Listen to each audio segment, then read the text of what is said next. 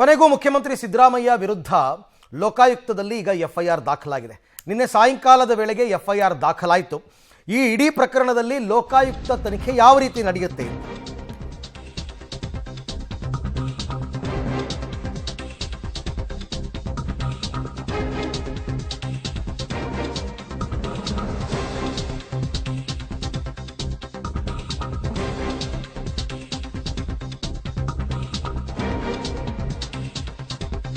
CM Siddaramaiah ವಿರುದ್ಧ ನಿನ್ನೆಯಷ್ಟೇ FIR ದಾಖಲಾಗಿದೆ. ಇವತ್ತು ಲೋಕಾಯುಕ್ತದಲ್ಲಿ ನಡೆಯುವ ಪ್ರಕ್ರಿಯೆ ಏನು ಅಂತಂದರೆ, ಇವತ್ತು ಮತ್ತು ನಾಳೆ ಶನಿವಾರ ಮತ್ತು ಭಾನುವಾರ ರಜೆ ಇರುವ ಕಾರಣ ಸೋಮವಾರದಿಂದ ತನಿಖೆ ನಡೆಯುತ್ತೆ. ಮೊದಲು ದೂರುದಾರರಿಗೆ ನೋಟಿಸನ್ನು ಲೋಕಾಯುಕ್ತ ಕೊಡುತ್ತೆ.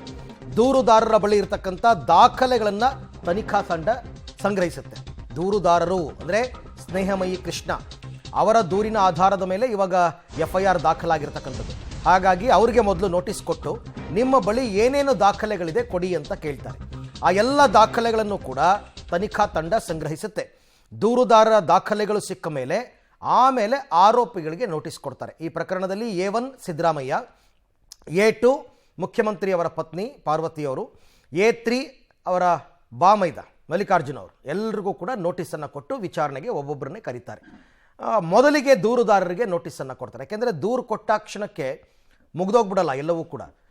ನಿಮ್ಮ ಹತ್ರ ಏನಪ್ಪ ದಾಖಲೆ ಇದೆ, ನೀವು ದೂರನ್ನ ಈ ಥರ ಕೊಟ್ಟಿದ್ದೀರಲ್ಲ ಇಂಥವ್ರ ವಿರುದ್ಧ, ನಿಮ್ಮ ಹತ್ರ ಏನು ದಾಖಲೆ ಇದೆ ಅಂದರೆ ಅದಕ್ಕೆ ಪೂರಕವಾದ ದಾಖಲೆಗಳೆಲ್ಲ ಸ್ನೇಹಮಯಿ ಕೃಷ್ಣ ಅವ್ರ ಹತ್ರ ಇದೆ.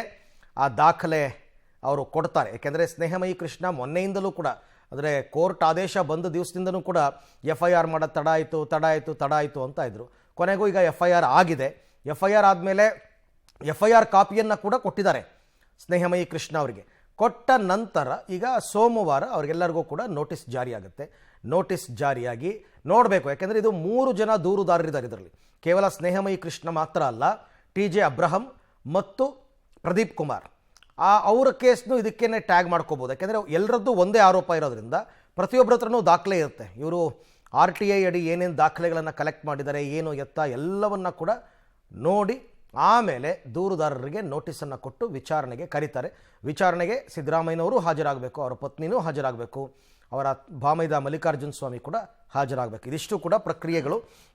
ಇದಿಷ್ಟೇ ಅಲ್ಲ, ಇವರೇ ಕೆಲವು ಕಡೆ ಅಂದರೆ ಸ್ಪಾಟ್ ವಿಸಿಟ್ ಮಾಡಬೇಕಾಗುತ್ತೆ. ಈಗ ಕೆಸರೆ ಸರ್ವೆ ನಂಬರ್ ಇದೆಯಲ್ಲ, ಜಾಗ ಅದು, ಮತ್ತು ಇವರಿಗೆ 14 ಸೈಟ್ಗಳೇನು ಕೊಟ್ಟಿದ್ದಾರೆ ಅದು ಎಲ್ಲ ಜಾಗಕ್ಕೂ ಕೂಡ ಅವರು ಖುದ್ದು ಭೇಟಿ ಕೊಟ್ಟು ಮೊದಲು ಈ ಥರ ಸೈಟ್ಗಳು ಅಲಾಟ್ ಆಗಿರೋದು ನಿಜನಾ, ಸೈಟ್ ಅಲಾಟ್ ಆಗಿದ್ದರೆ ಯಾರ ಹೆಸರಿಗೆ ಸೈಟ್ ಅಲಾಟ್ ಆಗಿದೆ, ಸೈಟ್ ರಿಜಿಸ್ಟ್ರೇಷನ್ ಆಗಿರೋ ಡೇಟ್ ಯಾವುದು, ಯಾವಾಗ ಇದು ಲ್ಯಾಂಡ್ ಕನ್ವರ್ಷನ್ ಆಯಿತು ಅಲ್ಲಿಂದ ಶುರು ಮಾಡ್ತಾರೆ. ಇದು 1988ಕ್ಕೆ ಹೋಗುತ್ತೆ. ಹಂಗೆ ನೋಡೋಕ್ಕೆ ಹೋದರೆ 88ರಲ್ಲಿ ಯಾರೋ ದೇವರಾಜನ್ ಅವರಿಂದ ಮಲ್ಲಿಕಾರ್ಜುನ್ ಸ್ವಾಮಿ ಜಾಗ ತಗೋತಾರೆ. ಅದಾದ ನಂತರ ಇವರು ಮೂಡಾದವ್ರು ಅಕ್ವೈರ್ ಮಾಡ್ಕೋತಾರೆ. ಅಕ್ವೈರ್ ಮಾಡ್ಕೊಂಡ ನಂತರ ಇವ್ರು ಹೇಳೋ ಪ್ರಕಾರ ಇದು ಲ್ಯಾಂಡ್ ಕನ್ವರ್ಷನ್ ಆಗಿದೆ ಅಂತ. ಅವ್ರು 2002ರಲ್ಲೇ ಸೈಟ್ ಮಾಡಿ ಮಾರಾಟ ಮಾಡಿದ್ದಾರೆ. 2004ರಲ್ಲಿ ಇವರು ಅದನ್ನು ಕೃಷಿ ಭೂಮಿ ತಗೊಂಡೆ ಅಂತ ಹೇಳ್ತಾರೆ.